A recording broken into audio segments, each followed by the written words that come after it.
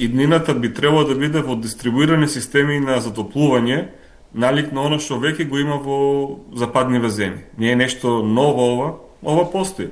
Само што кај нас треба да се инвестира. Сега, Скопје има таква парно дистрибуиран систем за грејење, Битола веќе имаше и сега го прошируваат колку што знам, но другите градови немаат. Затоплувањето, ако сите се префрлиме на струја, пак ќе биде искапо и проблематично, бидејќи нашите системи ќе бидат преоптоварени и една хаварија може да предизвика каскадни реакции и сите да немаат на крај. За домакинствата филтр има различни типови и нека зашто не направија значи пилот тест на тие филтри да видат. Не знаеле вака, така, никој не направил, па направи ти пилот тест, па види, па истестирај ги.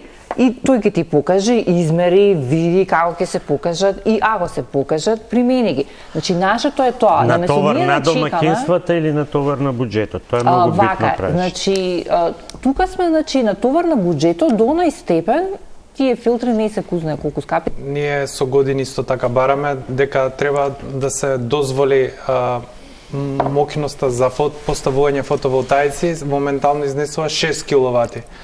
Значи, ако сакаме како земја да имаме енергетска независност, да не бидат граѓаните цело време уценувани од топлификација колку парно ќе плаќаат или да имаат огромни сметки тие што се греат на дрво, можеме да им дозволиме на самите граѓани да се поставуваат неограничено колку сакаат на своите покриви фотоволтаици, за да можат самите да си произведуваат електрична енергија и да можат без никаков проблем да си ги загреваат своите донови.